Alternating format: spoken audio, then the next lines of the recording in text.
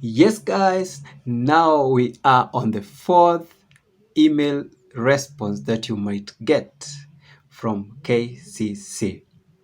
We have been doing this series from the first email that you might get, and today we are on the fourth email. And what about the fourth email?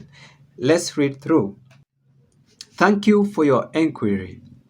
Your case number is now current for interview processing. Once the interview date has been scheduled, you will receive notification via email to check the dvprogram.state.gov. If you need to make changes to your DS260, you should contact your consular section where you will be interviewed, or bring the information about your changes to the interview appointment. Because your case is ready to be scheduled, KCC can no longer unlock your application. And then it says, in order for Kentucky Consular Center to assist you with inquiries regarding a specific diversity visa DV case, you must provide the principal applicant's full name, complete case number, and the date of birth in the following format, as entered on the original entry. Please remember that KCC does not have authority to tell you whether or not your specific case will be disqualified.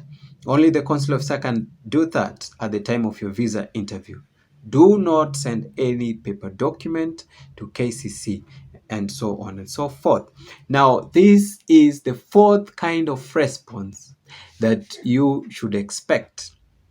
And clearly, as you can see, now this says that your case number is current for interview processing.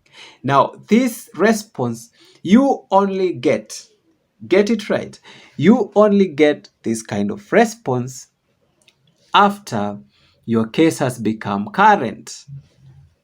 Now, let's say you've checked the visa bulletin and you realize that your case number lies below the cutoff number indicated on the visa bulletin. And that means that your case number is now current and you are qualified to be scheduled for an interview in the mentioned month of the visa bulletin. And now you should be anticipating for the long anticipated 2NL. And let me now point out some few things on this note. This note or this email has revealed some important information, and that is about updating the DS260 form after your interview has become current. So if your case has become current. So if your case has become current, this means that KCC now has no authority to unlock your case. And if you realize that you have made some mistakes or you have something that you need to update, then it says once your case is current, the only way that you can do the changes is by contacting the consular section, that is the embassy of your interview.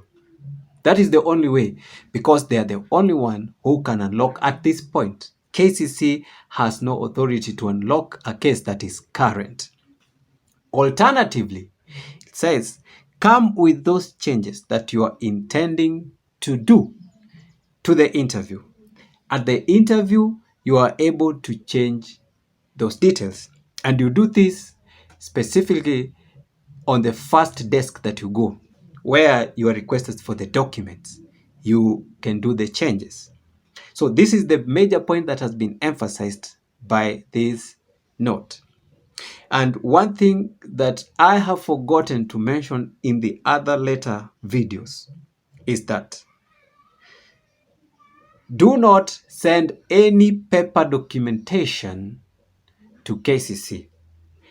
Now, on this, I want also to emphasize on this, that initially, after filling the DS260 form, you are supposed to send the papers to KCC for them to process, and then wait for the interview, and again go with the paper. I mean, it was a long process, but this process was scrapped off.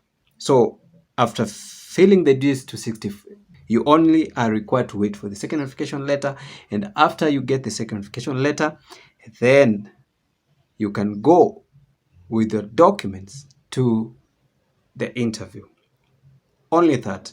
And that means the process is now speedy.